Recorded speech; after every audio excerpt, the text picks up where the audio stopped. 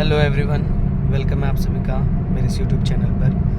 और आज का अपना एक कंटेंट मैं बनाने के लिए जा रहा हूँ, how to control negative marking in NORCET, in PGI, in state government exam.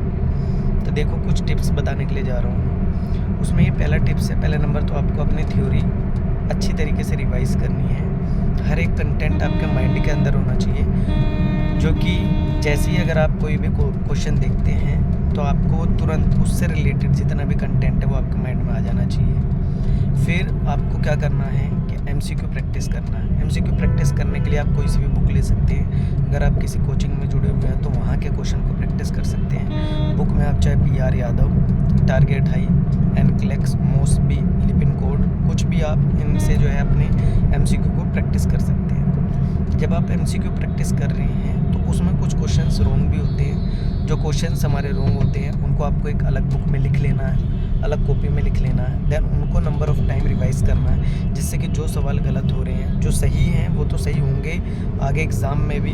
Main बात है गलत क्वेश्चन की। तो जो गलत क्वेश्चन हो रहे हैं उनको जब आप रिवाइज़ करेंगे तो वही चीज़ें लिस्टेड हो जाएंगी और आपके माइंड में फीड हो जाएंगी। तो एक इससे नेगेटिव मार्किंग कम होगी। तीसरी बात आती है कि आप जब भी एग्ज़ाम के अंदर हो, चाहे घर पर क्वेश्चन प्रैक्टिस कर रहे हो, क्वेश्चन को 2 बार पढ़ें और फिर ऑप्शंस पर जाएं। तो जब आप 2 बार क्वेश्चंस को पढ़ेंगे तो उनसे गलती होने की संभावनाएं थोड़ी कम हो जाएंगी। आपको समझ में आएगा कि आखिर ये क्वेश्चन हमसे पूछना क्या चाहता है। फिर आप जो है ऑप्शंस को पढ़ें। ऑप्शंस को जब आप पढ़ते हैं तो एलिमिनेशन पैटर्न को अप्लाई करें। देखिए क्वेश्चन क्या पूछना चाहता है कि जब भी नर्सिंग प्रायोरिटीज़ आती हैं तो उनमें आपको चूज़ करना है ABC रूल को, एयरवे, ब्रीदिंग, फिर सर्कुलेशन। और CPR के टाइम पर CAB रूल को फॉलो करना है कि सबसे पहले सर्कुलेशन, एयरवे एंड ब्रीदिंग। अगर CPR है तो आपको CAB रूल फॉलो करना है, अदरवाइज़ आपको ऑलवेज़ ABC रूल को ही फॉलो करते हुए चलना है।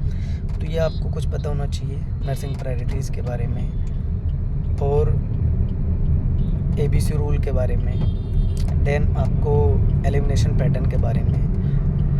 देन अगर आप ऐसी चीज़ें करते हैं और अपना एक फोकस्ड माइंड लेकर बैठते हैं, स्ट्रेस फ्री रहें, तो शायद आपकी जो गलती होने की संभावनाएं हैं वो कम हो जाए और सारी चीज़ें भी आपकी जो नेगेटिव मार्किंग है धीरे धीरे ऐसे कम होगी। आप मॉक टेस्ट दे सकते हैं, sample paper, number of time. देखो, सिर्फ एक ही हथियार है नेगेटिव मार्किंग को कम करने के लिए, वो है क्या? नंबर ऑफ़ MCQ प्रैक्टिस करना और थ्योरी को कई बार रिवाइज़ करना। आपकी थ्योरी जो है टिप्स पर होनी चाहिए कि अगर मान लीजिए कोई आपसे पूछ ले कि CPR के बारे में बताइए, तो आपको पता होना चाहिए कि एडल्ट के अंदर 30:2 का रूल चलेगा कंप्रेशन ब्रीदिंग का।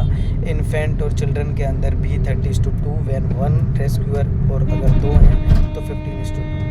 तो अगर आपको आसपास की सारी बातें पता होंगी तो आप ऐसा कर सकते हैं। बहुत छोटी वीडियो रही है नेगेटिव मार्किंग को कंट्रोल करने के लिए, बस यही टिप्स दूंगा। बहुत सारी बातें इधर उधर की नहीं बताऊंगा। जो मेन है कि आप सबसे पहले अच्छी तरीके से थ्योरी पढ़ो। MCQ जब भी आप कर रहे हो तो क्वेश्चन को 2 बार पढ़ो। आप एलिमिनेशन पैटर्न को अप्लाई करो। जो है मैस्लो हायरार्की रूल को भी आप अप्लाई कर सकते हैं नेगेटिव मार्किंग को कंट्रोल करने के लिए, जिसमें आप क्या करते हैं कि बिल्कुल फिजियोलॉजिकल नीड से लेकर आप बिल्कुल टॉप रैंक पर जाते हैं। नर्सिंग प्रायोरिटी में आपको ABC रूल को फॉलो करना है। तो वीडियो कैसी लगी प्लीज़ कमेंट करें। Thank you. और ऐसे ही अपना सुझाव भेजते रहें कि आपको किस टॉपिक पर वीडियो चाहिए, जिससे कि मैं आप सभी को नया कंटेंट देता रहूँ। Thank you.